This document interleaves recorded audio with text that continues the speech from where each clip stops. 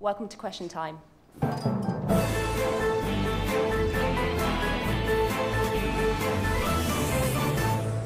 I am impressed with that timing. Okay, first of all, let's start by introducing some of the panelists. So on my very right is Asghar Bukhari. Asghar Bukhari is a founding member of the Muslim Public Affairs Committee, MPAC UK. He's a strong believer in the duty of Muslims to engage in the community and be politically active. And I think that's best summarized by one of his tweets where he describes, "It is better to eat pig in the month of Ramadan than be a non-political Muslim in a time of oppression." On Syria, he has talked about the civil war and his worries about paid gangs who will destabilize the region for outside powers. On my immediate right is Kim Sengupta. He's the defense correspondent for The Independent. His recent front page stories include one on British arms sales to repressive states. He's covered a whole variety of conflicts from Kosovo to Afghanistan to Iraq. On Syria, he's also been conducting extensive reports and was one of the few international journalists with rebel fighters in Aleppo. On my immediate left, then, is Reverend Nadim Nasser. He's the director and co-founder of the Awareness Foundation. He's a member of the all-party parliamentary group on international religious freedom, and he's the only Syrian priest in the Church of England. On Syria, he's talked about the need for dialogue and his concerns about the lack of an alternative political system if the regime falls tomorrow. And then on my very left is Yousif al-Khoei. He's the director of the Center for Academic Shia Studies and the director of the al-Khoei Foundation.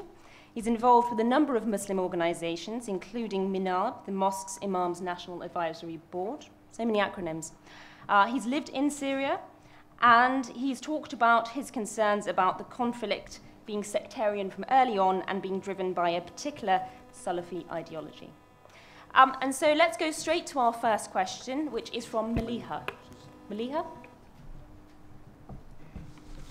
Thank you. Assalamu alaikum wa rahmatullah. I just wanted to ask the panel what their views are on the current civil war in Syria, if indeed that's what it is. Let's start with Yousif al-Khoei. The panel are being asked for their views on the current civil war in Syria. Well, the civil war in Syria is very sad. It has actually brought out all the contradictions in Muslim and Arab societies to the fore. It has forced many people to decide between the evil and the less evil. And it's the humanitarian situation for the Syrian people is extremely sad, and it is bound to have serious effects for a long time to come, both between the states in the region and in terms of sectarian relations. You do see it as a civil war then and not a revolution of any kind? Well, it's a mix of both.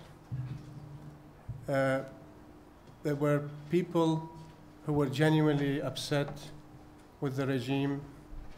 There were many economic factors at stake, but unfortunately, through preachers of hate, from Gulf money, this was very quickly transformed into a sectarian language, which struck a chord with some people. Okay, let's go to Kim. Kim, you've spent some time with the rebels. What do you make of the current civil war? Well, it's changed. I've been in Syria now about half a dozen times with the rebels, and the reason I've been in only with the rebels is because the regime will not give me and many other journalists visas, which is slightly odd, especially as some of the people in the foreign ministry in Damascus I knew quite well. And also, this is different from Libya, for example, where those of us who reported from the rebel side there were being given visas by the Gaddafi regime right till the end. So the government in Damascus has decided on who are the bad journalists and who are the good journalists, and we are among the bad journalists. The civil war has changed in front of our eyes. When I first went there, which was 2 summers ago, it was a protest movement, nothing much more. the rebels were very, very badly armed, disorganized, poorly led. It's now become very vicious. It's probably the worst conflict I've covered, and I've covered quite a few, apart from Iraq. And it is now sectarian for various reasons. And frankly, I just can't see either side winning militarily. And at some stage, there will have to be talks held. Why do you think it changed from being a protest movement to a civil war? What was the moment that you thought changed it? I think the fundamental responsibility for that really lies with the regime. I think, you know, they should have made concessions earlier on. What became legitimate protests were not really addressed. And then, of course, as we have seen, the protests turned into armed rebellion.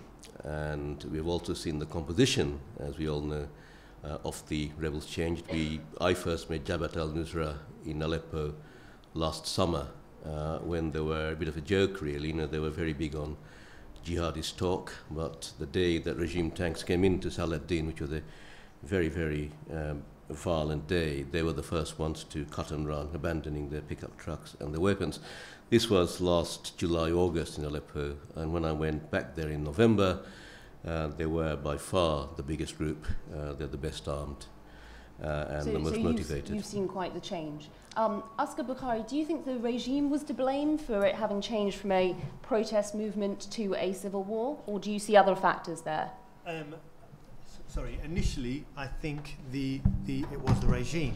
I was funny you asked that question. I was thinking about this in the shower in the morning, thinking that Bashar al-Assad's speech when he came out, and you know there was all these demonstrations around Syria along with the Arab Spring, saying that, you know, we want freedom, and he came out and he did this speech saying, you know, almost exactly like Mubarak. I just wonder where these guys do their kind of PR training, and said, oh no, you don't actually want freedom, I'm fine. And all these people in the crowd were going, oh, we'll die for you, Bashar. I said, we'll die for you, and you're so wonderful. And the next day there was you know a war going on in his country.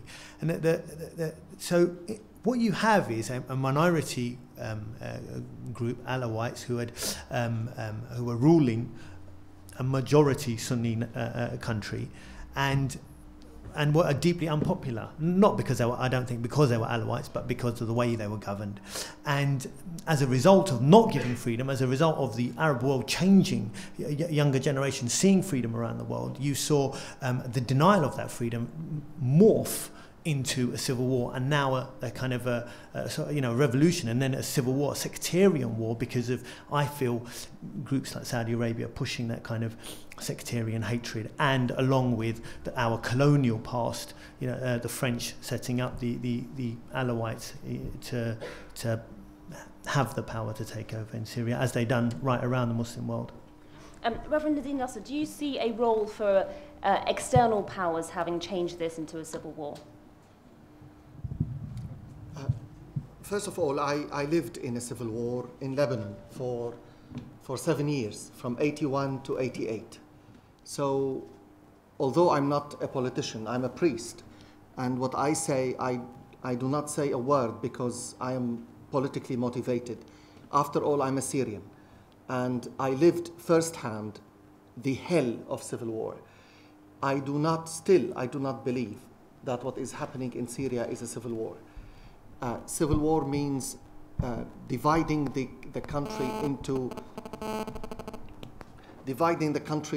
militias, and each militia belongs to, if we're talking about sectarian civil war, into a different sect. For example, the Druze are not involved militarily in the war in Syria.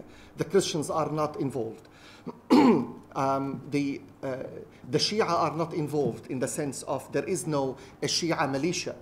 But if you were in Lebanon in the 80s, the Shia had a militia, the Sunni had a militia, al-Murabitun, the Christians had militia, al-Kataib. Every sect, every party had a militia in Lebanon. The whole picture is completely different when we talk about civil war.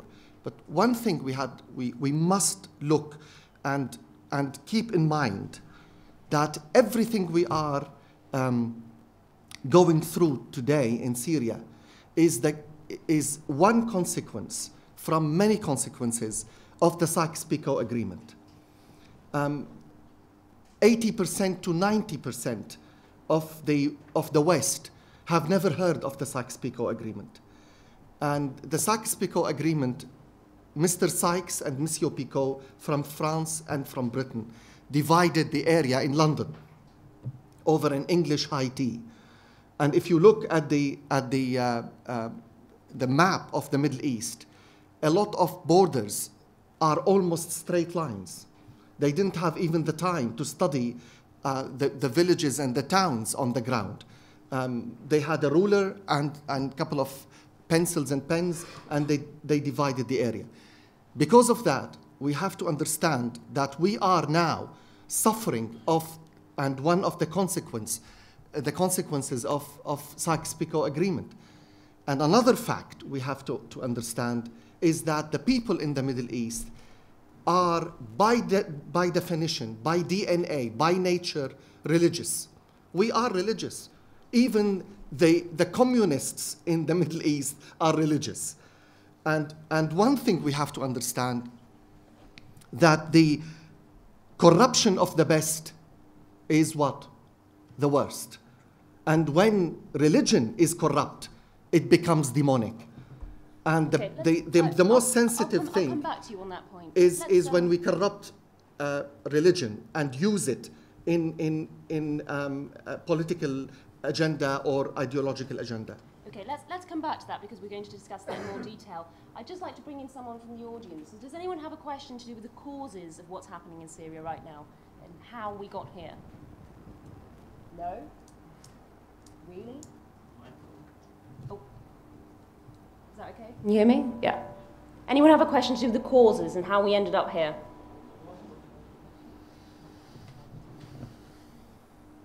Yeah? In the beginning of the demonstration, I used to follow the Syrian channels, and I used to see so many demonstrations. By far, the number of the demonstration pro-Assad, pro-regime, they were by far a lot more than the demonstration that happening against that. But the Western media doesn't cover this demonstration. And what I think is the external power that we said, because of the media bias and all the money that is going towards the other side, just provoked this problem. So I want a bit of discussion on this point, because I saw the demonstration that by far more than the demonstration that were against the regime. Kim, do you want to come in on that? Has the media not shown an accurate portrayal of what happened in Syria early on? Well, the media shows inaccuracies everywhere, a lot of the times. Some of it is deliberate, but most of it is because, and that's all we know now in Syria, all we can do, all I can do is write what I see. And frankly, we are seeing it from one side because, we are with the rebels, but then again we have got other correspondents from the Independent who go to Damascus with a visa, and they reflect more a government side. But that does not mean we don't report on atrocities committed by the rebels. We've done that ourselves. So the media is always imperfect, but I don't think you can actually blame what's going on in Syria now, which is pretty awful, really on the media. That's a very, it seems to me, simplistic way of looking at it. Yousif, you Can want to I just say, I don't agree with my colleague from the Independent that it was not the media and it was not, it was a protest to start with.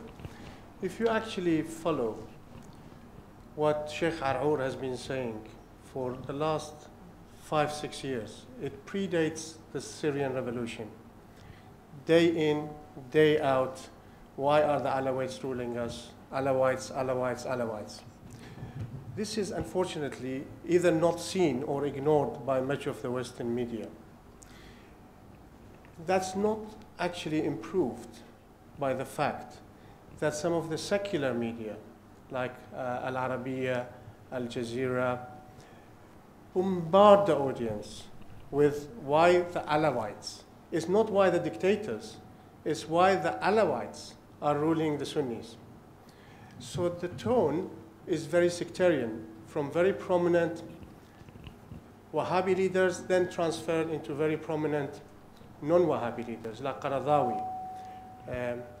Now we have many moderate Sunni leaders, like Sheikh, the Mufti of Syria, and the other scholar who was killed by the rebels recently. I just forgot his name right now. Bouti, Sheikh al-Bouti. These are very prominent Muslim Sunni leaders in the Muslim world. They are not just in Syria. They are recognized scholars of Islam in the Sunni world. The media is not interested in these guys, what these guys say. The media is just interested in saying the problem is Alawites ruling Sunnis. It's a Shia-Sunni problem. You cannot deny the fact that if I am a poor Syrian who are not very happy with my leadership, and somebody bombards me with so much propaganda, I am definitely going to be influenced. And let us not forget a very key factor. This issue of extremism, people who say the Shias are out, the Christians are out, the West is kafir, is not a local Syrian phenomenon. It's a universal phenomenon. These same people who destroy shrines in Mali. It's the same people who destroy shrines in Syria.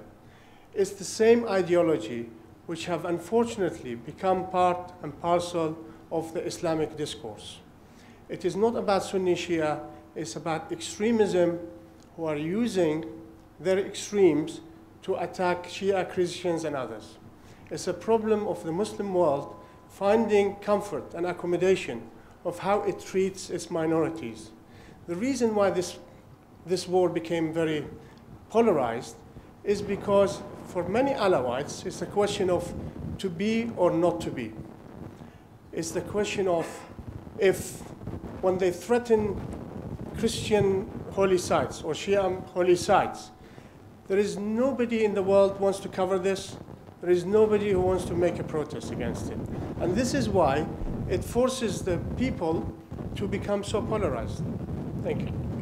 Nadim, Nasser, do you see, beyond the media role, what do you think that the international community should have done early on in the conflict? The international community should have immediately called for dialogue, for immediate dialogue between the Syrians. If you look, if we can learn from history, history tells us that dialogue does not start when the war stops. Dialogue starts even when the war is raging.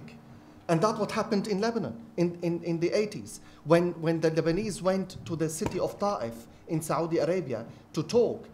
The war in Lebanon did not stop before. It was raging. I was in Beirut myself when they spoke and they led the dialogue to the agreement, what is known now the Ta'if agreement. The war was raging, but the international community was very reluctant to call all the Syrians to the dialogue. Because the reasons, the world was in a turmoil about the whole the phenomenon of the Arab Spring, from Tunis to Libya to Egypt. But I have to insist that the Syrian case is a Syrian case. Please don't mix it with Libya or Egypt or Tunis or Yemen. Every country has its own condition. We have lived for 40 years, and this is a fact, in a corruption which invaded every cell of the Syrian society.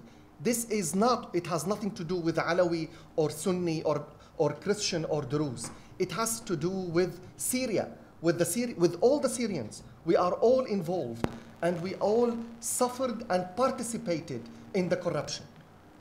The corruption was unbearable in the last 40 years. And it got worse and worse and worse. And when the young president came in the year 2000, he promised much more than he could accomplish in the 10 years afterwards. And the corruption did not stop. And Syria was not much better than when he came. a little bit of private banks, a little bit of openness with an internet doesn't bring freedom to the society. The society in the 21st century is open to the world. And that's what we should acknowledge. The lack of freedom, the corruption, the desire of the people to go ahead and be a modern society. And that did not happen in Syria. And that's what brought the whole Syria into this tension we are now. But the sectarian language and dimension came afterwards. Alawi, Sunni, Durzi, Christian, all that is a mask for a bigger agenda. Okay, let's take our next question because that touches on some of these issues. Let's go to Zahra Khimji. What should we in the UK do? Okay, Asghar Bukhari, what should we in the UK do now about the Syrian conflict? And I think you mean the government by we in the UK. Oh, God. Did I have to get that question? Look, we're between a tyrant and a devil. If we ask for the Western governments to intervene, we're asking for a wolf to patrol or help out, looking after the sheep, right? And if we stand back, we allow a tyrant to continue to reign over and oppress and murder his people. I don't honestly think, and this is going to be difficult for me to say, but I don't think Muslims in Britain can do that much. And I'm a person who demands Muslims do a lot politically. The only thing I would say is for us to get politically awakened, politically involved, and demand the government apply pressure for talks. So I agree with the Reverend, is that right? Sorry, forgive me if I get the title wrong. That really the sides need to sit down. There is no military way out of this. What you have is right across the Muslim world, from the Sykes-Picot Agreement and other agreements, small groups of tyrants propped up purposefully over majority communities, and that breeds resentment. That breeds people hating the tyrant that's propping him up. Look at Bahrain, it's no different. Look at Saddam Hussein, it was no different. Yeah, they're all the same. A bunch of crazies propped up often by the West deliberately over a different community and enforcing their law onto them. But there is now a huge humanitarian crisis in Syria. Would you stand back and do nothing? No. I mean, obviously we have to go out and help as much as we can in a charitable way. But what can we do politically here, apart from to tell the government no war and demand that they get that the Muslims politically put pressure on the government to force talks, i.e. I don't think we should have war, but at the same time I don't think we can stand back and let this murder happen. Okay. Kim, the UK government is still toying with whether or not to arm rebels with weapons. What do you make of that whole debate? Well, I was looking at what they've supplied so far, and they've spent about £7.8 million. It's very, very little. We got the list after a lot of difficulties from the Foreign Office: four-wheel drives, some communications equipment, medical kit. Certainly not enough to make a difference. Now, arming the rebels is obviously a very, very thorny issue. Who are you arming? Now, the reason the West is thinking about arming the rebels at the moment is not so much about the immediate fight against Assad. It's about the next civil war which will follow, which is between the so-called moderate rebels and the jihadists. And what they want to do is to channel the arms to the so-called moderate rebels. But we have seen inside Syria, in Aleppo, in Homs, the Jabhat al-Nusra and other jihadi groups come and help themselves to food aid, which they then distribute to outlying villages, saying it's come from them, and thus gain more loyalty. So I'm just not sure whether there's any practical way of ensuring that arms which are sent now do not fall into the arms or into the hands of the extremists. They are getting their arms, some from Qatar, some from Saudi. Saudi and Qatar aren't supporting the same groups. So really arming the rebels is not a viable option. It seems to me what the government should do is press for the Geneva II talks, which are meant to be held in July and now in September. Russians and Americans want to do it, and that seems to be the only way forward. Anyone in the audience have any thoughts about arming rebels or what should be done by the UK government? Anyone want to come in? Yeah. Just wait for the mic. Thank you.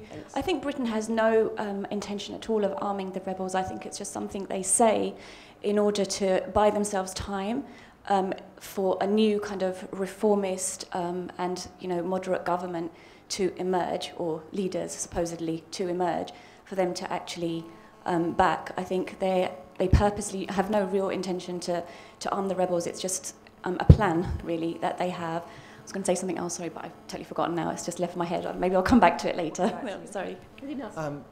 I think I want to ask to the government in the UK and the West, stop insulting our intelligence by empty words and statements.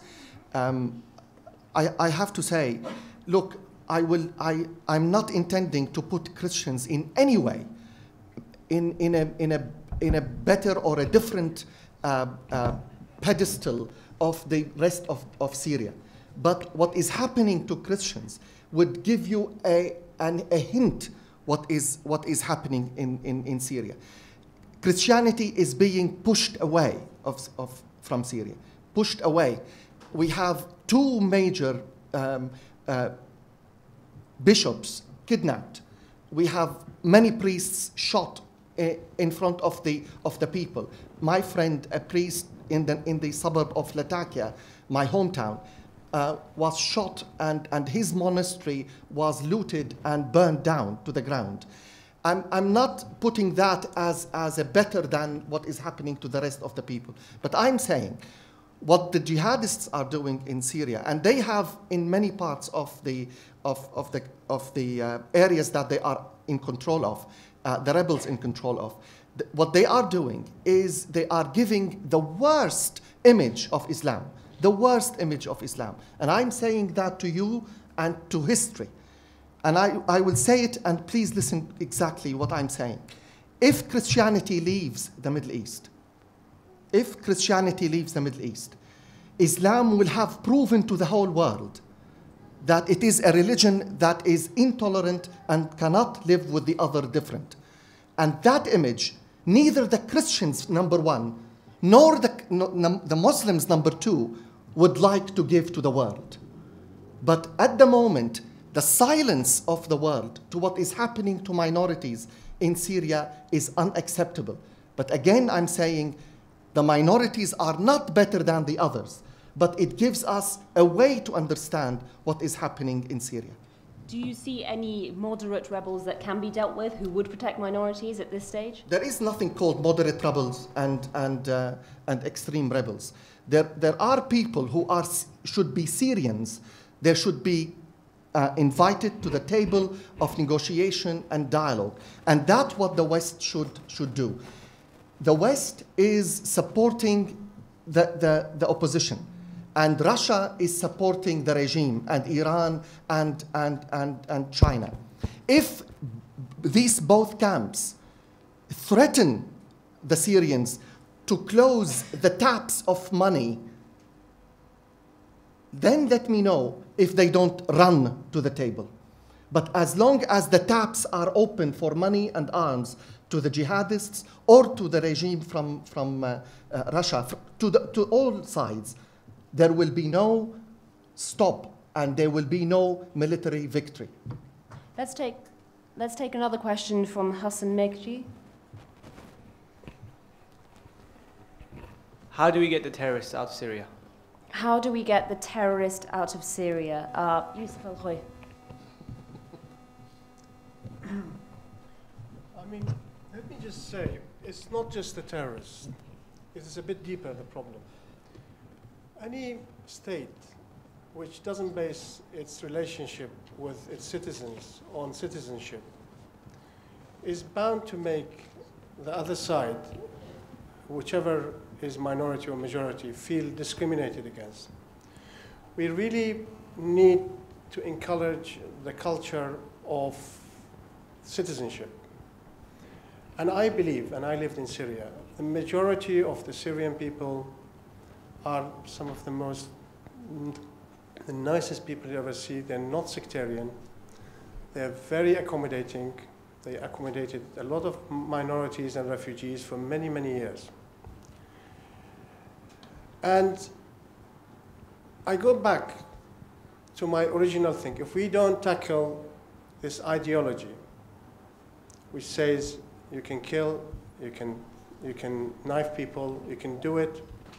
And the Western countries, unfortunately, have a big dilemma. The dilemma is all their policies are made piecemeal. You remember the days when they armed the Taliban? And this very same people, many years later, turns against the West. And what we are doing today, whether we like it or not, the people who are on the ground, much of them are not the nice Syrian people. A lot of them are coming from abroad. A lot of them actually have a lot of power and support from Saudi and Qatar, wherever. And these people are going to have the heart and mind of a lot of distressed people in Syria today. Now it can go out of control. And these people are not people you can talk to. These people are not people you can sit and say, oh, let us. They have an ideology and it's very entrenched. I think we all, and I do agree with you completely, that Christians in Syria are the hub of Christianity in the Middle East. And if they happen to be the subject of this kind of level of persecution, but I would not blame Islam for it. No, of course I not. would blame the Russians and the Americans and all the West who are actually feeding into this, putting more fire into this fuel. I would say, unless we seriously deal with it, we're not going to solve the problem. I just want to add one answer to what we can do in Britain. I think the best we can do in Britain is ensure that these problems of Syria are not reflected in our streets in the UK.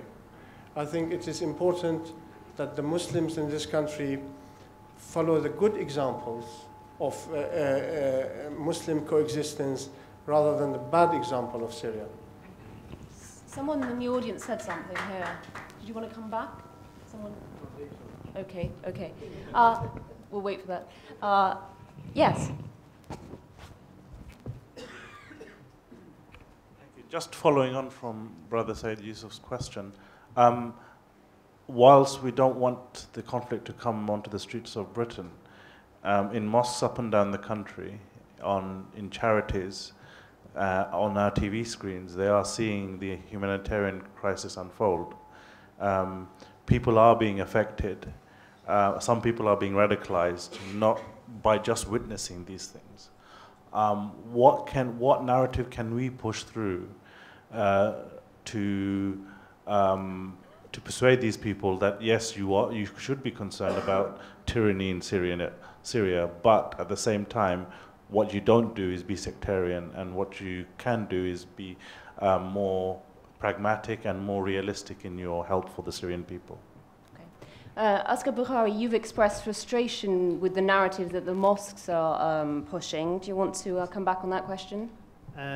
Yeah, just to clarify though, on the point of the term jihadist, I don't agree with it, I don't accept it, I don't like it. The only reason why I'm a Muslim today is because of jihad, and the only reason why you lot are Muslims right now is because of jihad.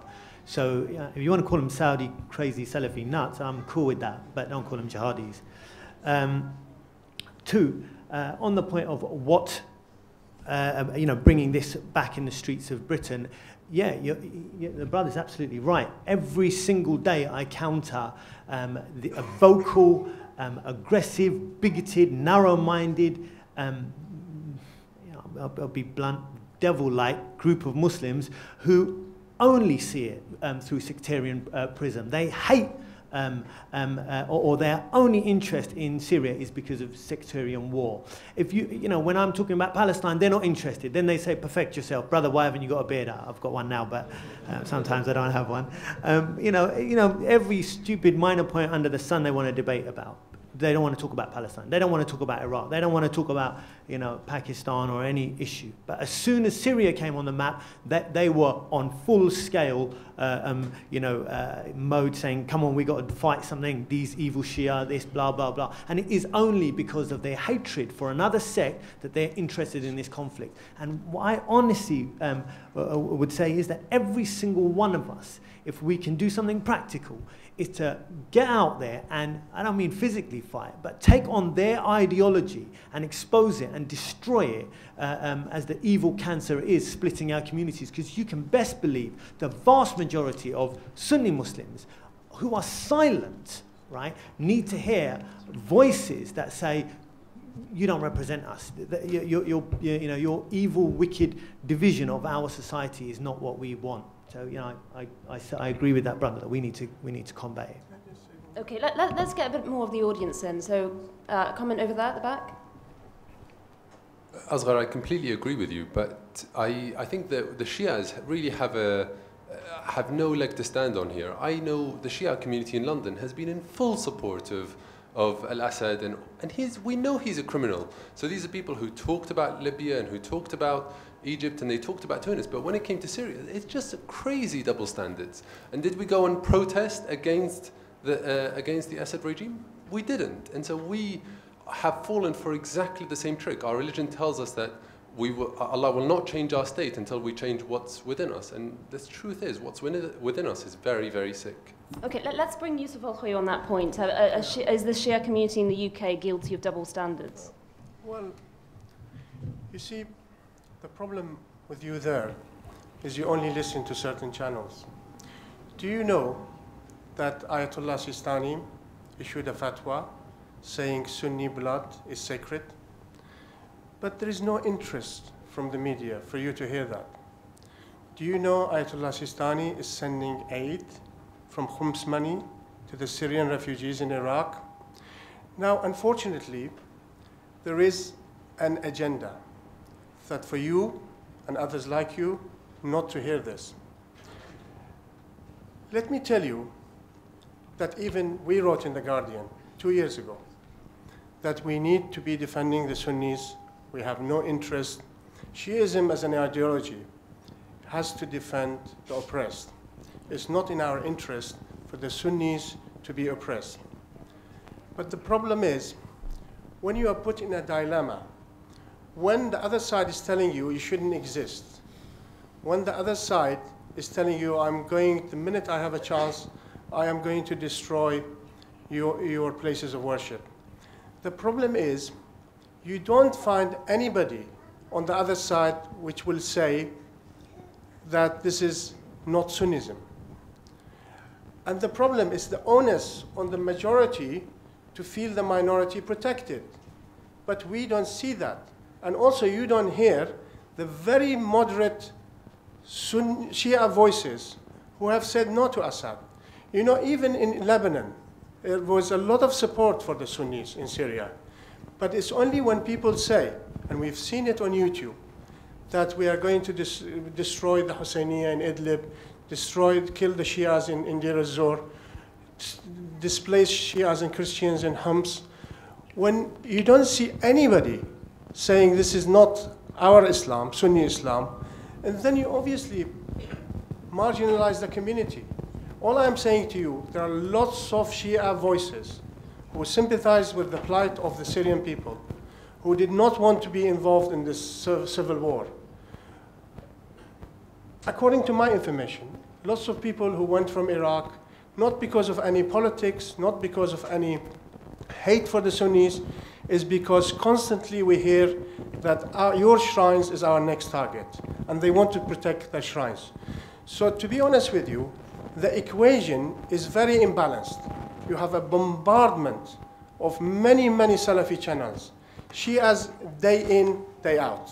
The only thing you get from some Shia channels, which are outside the mainstream of Shiism, is people who are not polite to the way they describe the Sahaba, people who are provocative. But you don't have within Shiism any mujtahid who says you can go and kill the Sunnis. You don't have any of that. So I am really very, very keen that you put that into the equation when you say is the Shia community to blame. Oh, when I say the community, I actually do mean the community. I don't mean the scholars. I mean us. I mean, we didn't go and protest along with all the Sunnis who were protesting outside the embassy. I agree. Why? I agree. There is a silence, and there is a hidden. Sometimes it bubbles up, and sometimes you feel it. It is there. There is a Shia alliance, a Shia warmth towards Assad. That is clear.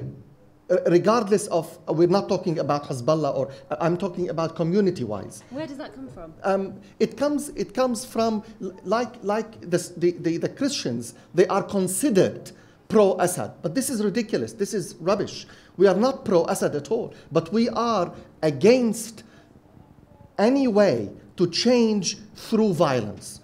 I am totally against using violence to change the situation. I am pro dialogue, I'm pro the political way, I'm pro that we can sit together and find a way out.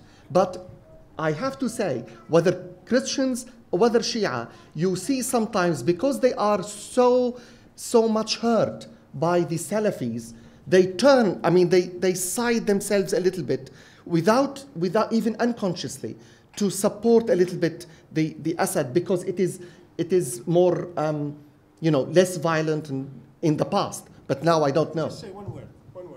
Let me just tell you, the Shias don't protest, even when the Shias are massacred in Pakistan. That's true. So it's not just about Sunnis. So it is, I think, part of the culture. And Christians don't. Yes. And Christians don't. Yeah. Saqib, you wanted to come back.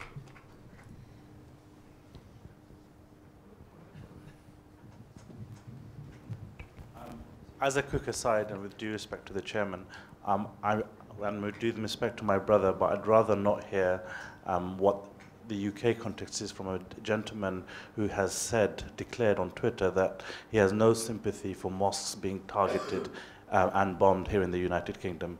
As far as I'm concerned, you have nothing to say on the UK context. Okay. But that's aside.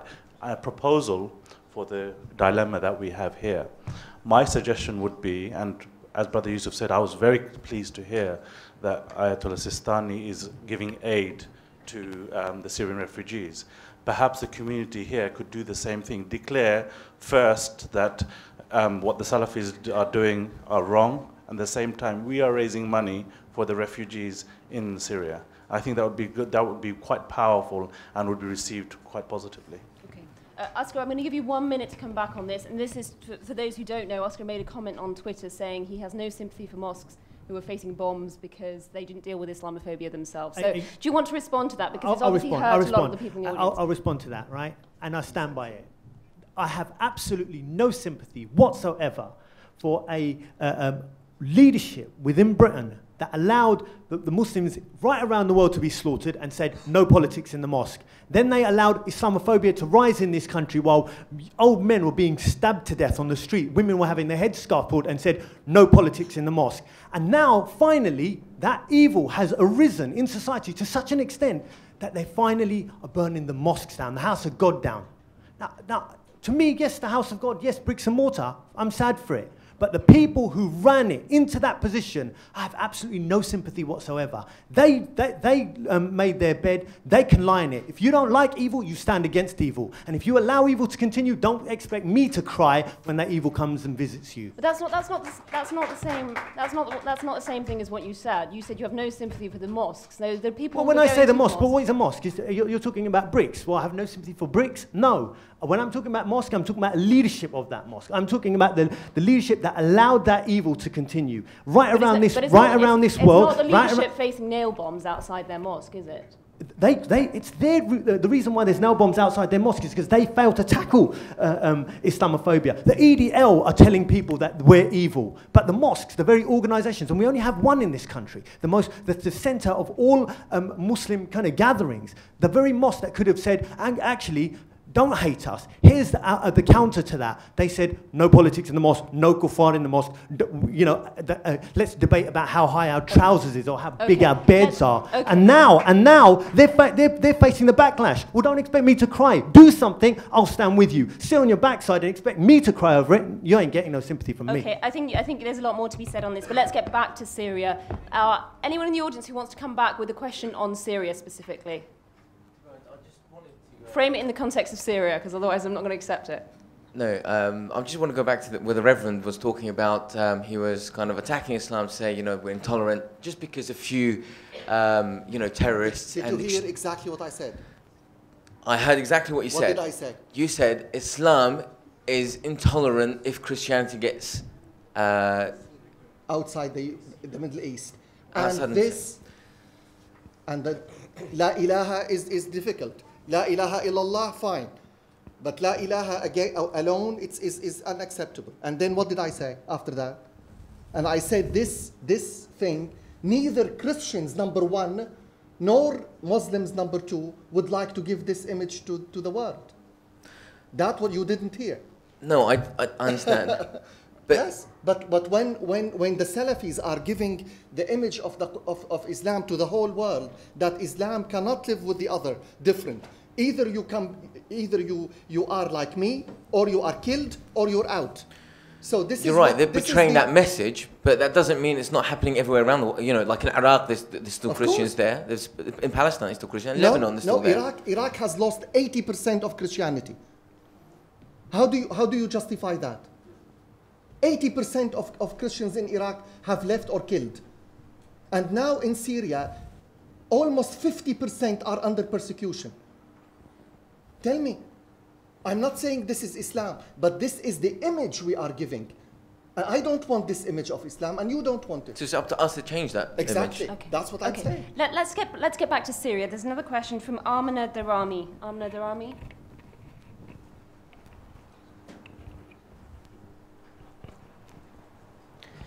If Bashar al-Assad supports a transition where other parties have a bigger say, would that work, and especially in the context of the current political system in Syria?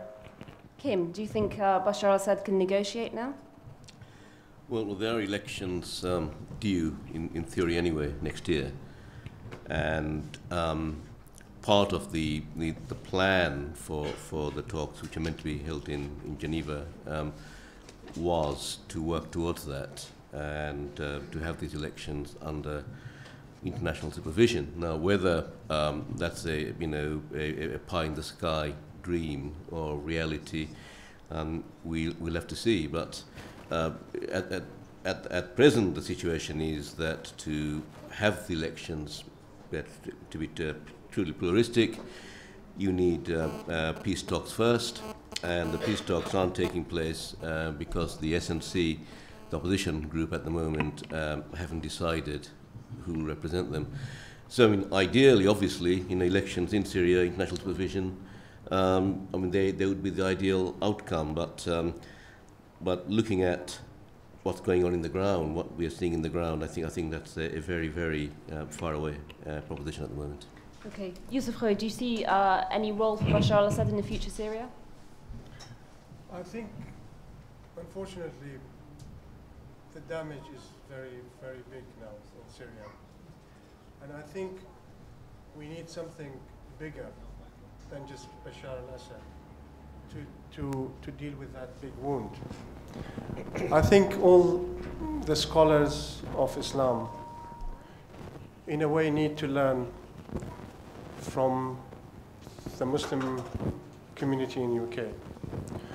We need to understand this conflict is maybe the end of Islam as we know it. In Arabic, we have a saying which says, "Khalli narhum takul hatabhum," which means let their fire consume their coal. And this is exactly what's happening. The two sides of Islam, symbolically, let's say, they are the two main branches of Islam, cannot really live without each other. And the damage happened today is beyond Syria. The wound is too big. And it appears that we haven't learned from messages of history. This was the state of Europe 300-400 years ago. We are repeating the same mistakes. So I think it needs wise women and men of Islam to sit and say all of this is criminal. Whether the Sunnis or the Shias are killed, it needs scholars of high repute to sit and issue the fatwas which says you cannot do this. And I think unless we have a reconciliation of this nature, which stops this crazy people. Now, only yesterday we had another state in Malaysia banning Shiism. Unless we stop this at the higher level, I think the Syrian or Assad is just the situation will continue. The problem is not just Assad. I think the mass of the Alawite community feels it's to be or not to be. I think if we can find a formula where we cannot redress all the faults which has happened in the last 40 years, we cannot actually take revenge for those murders or whatever the dictators did. We need to find real sustainable solution to these issues. We need Iran and Saudi and Turkey and Egypt to sit down and decide we had enough of this. Unless we have a political and theological and to a certain extent community activism like what we have been doing. Unless we get these issues on the right track, I think the problems will continue in Syria and other places, whether Assad is there or not, for many years to come. Asghar Bukhari, future for Syria. Hell, and I think the conflict will spread right around the Muslim world. I think the seeds of sectarian hate have been pushed on an industrial scale by petrodollars and backed by the West. The Reverend made a beautiful point about Christianity being wiped out in the Middle East and how it would be a damning kind of insult to Islam. But I would say that really the roots of that ethnic cleansing lay in the West. They propped up a regime, Saudi Arabia, and allowed it to export such an evil, virulent, puritanical version of Islam that right around the world, it allowed it to establish mosques to teach young, illiterate, brainwashed, I don't know what insult to pour on them, young men to grow up full of hatred from Pakistan right here in Britain. You'll find them. So, and this it's never happened in the history of this world that it's been allowed to push this puritanical Khwaraji type of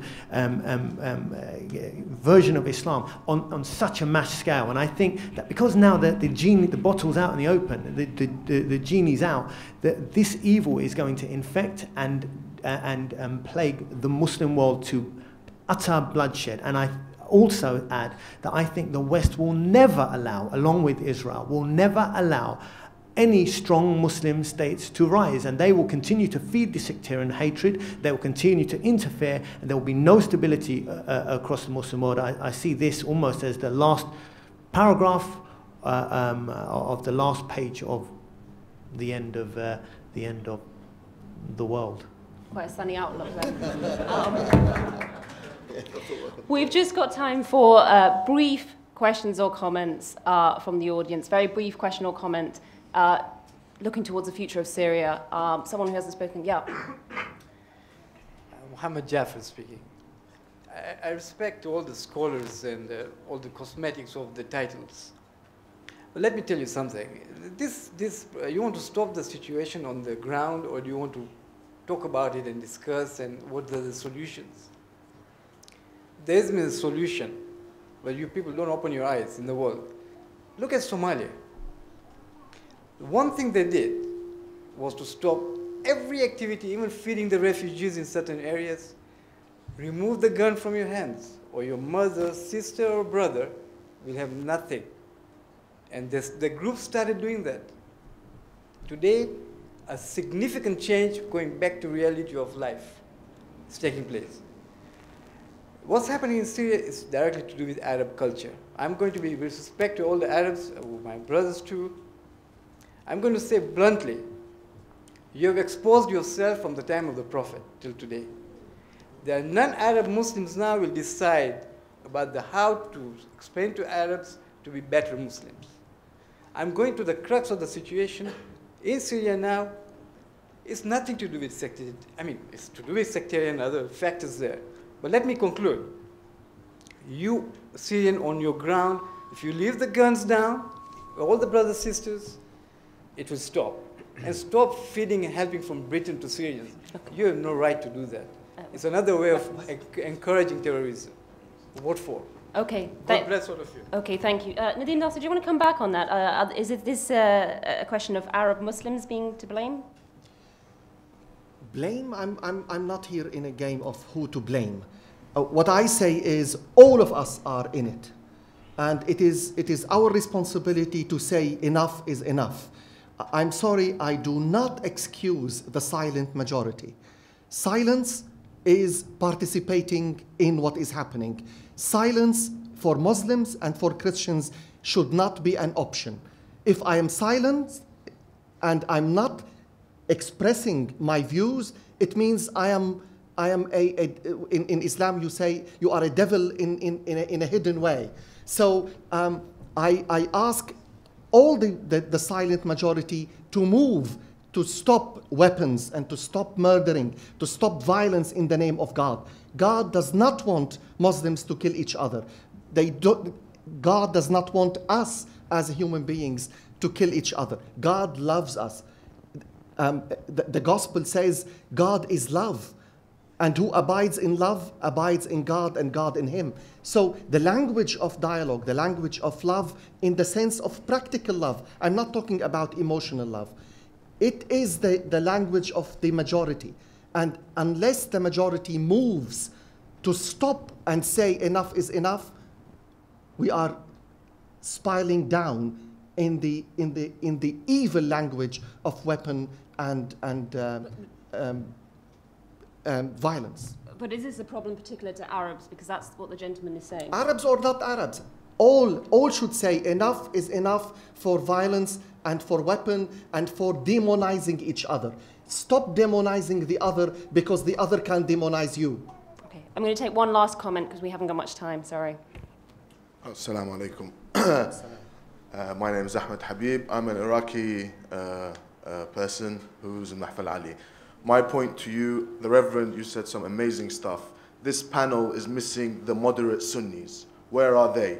Yeah, you talk about them, where are they? Where are they? I don't see them, they're quiet. They are the majority silent people. They are the devils, that's who we need to deal with. Because I don't see them, they're not here.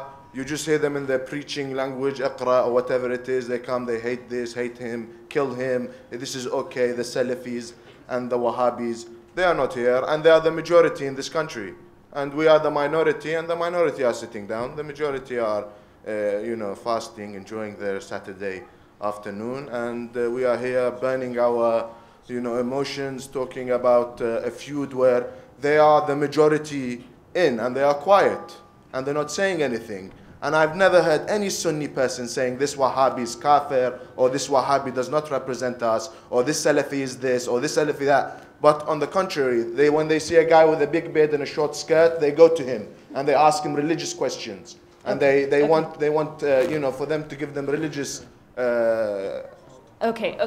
We'll just let Yousif al-Khoei come back on that briefly, and then I'm going to have to round up. I'm sorry that towards the end, the language is becoming racist and sectarian. I think it's a self-fulfilling prophecy. if you say it's all the Arabs or it's all the Sunnis. I refuse to listen to what you said, that the majority Sunnis are devils. You see, the problem is, I really think this is exactly the language that they... I said they were quiet, the Sheikh, he said... Excuse me. Okay. Okay. They are devils. I did not say that. Okay, let them come back. Okay, no, you said because they are quiet... no, because the Reverend was saying the quiet people, they are known as the devils. So, don't take my words and... All I want to say, actually, the extremists are more anti-Sunni than they are anti-Shia. Listen to me. The shrines they destroyed in Libya, the shrine destroyed in Mali, they are not Shia shrines. They are Sunni shrines. They make takfir to the majority of the Sunni schools. The same guys who say the Shias are kafir. So we are confusing in our mind the extremist Shias. They look at some extreme versions of people claiming to be Sunni, and they want to blame all the Sunnis for it. The same thing happening on the other side. There may be one extreme Shia who says something else. All these Salafis come and say, look, this is the Shias are doing this. And the problem is, if me and you don't stop this, the majority of the Sunnis in this world, they love Ahlul Bayt, they pray 5 times a day, they fast, they go to Hajj, they do exactly the same thing as you as a Shia do. So we have to really look at the commonalities, we have to look what is in common, as at the end of the day, Shiism without the majority Sunnism, it becomes a very, very small force in the world. It's the strength of Islam is in its Shiism and Sunnism have coexisted for so long, for they continue to coexist and not allow others to make them laughing stock and make them kill each other. Can I?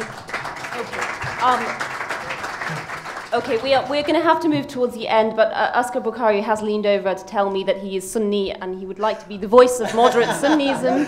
I don't like the moderate briefly, bit, please. Just very quickly, right? I don't like the moderate extreme thing that the media officers do. But look, I'm a Sunni, and trust me, majority of Muslims, although of Sunni Muslims, they're silent. I agree with you, but they are not on the side of these nuts. These nuts hate us. Go on my Twitter page, go on my Facebook page. You see how they call me Ghaffar more than they call you guys Ghaffar, right? Anyone who doesn't agree with them, their narrow brand of Islam to them is a Ghaffar. Not only right? agree. I mean, So either you are like me, or you're dead or out. Exactly, That's it. exactly. So, don't think that the Sunnis, 1 billion Sunnis are all, Saudi Salafi nuts. They're not. The majority are the exact opposite. And the Saudi Salafis hate us just as much as they hate you. Okay. They're not saying anything. And I go back to, brother, And I told you, I used to go to university, and the Salafi Wahhabis were in charge of my... every ISOC, they are, you're right. They were in charge of the Islamic society. And every time the moderate Sunni had a question regarding religion, they went to them. So isn't that a flaw or a problem within the Sunni the institution? If you're always going back to the Salafi Wahhabi, that's my point. Only nuts go to Salafi Wahhabis for their thing. The majority of people, and look, I mean, it's a different debate. But all I'll say is, have another debate, get some Salafi nuts on here, and get some normal guys, and you'll see that we're completely different people. Yeah. Right. Thank you. Okay. So next week's question time will be featuring Salafi nuts. On that note, I'm going to say thank you very much to all of the panelists, and thank you to the audience. And we're going to have to end it there because of time. Thank you.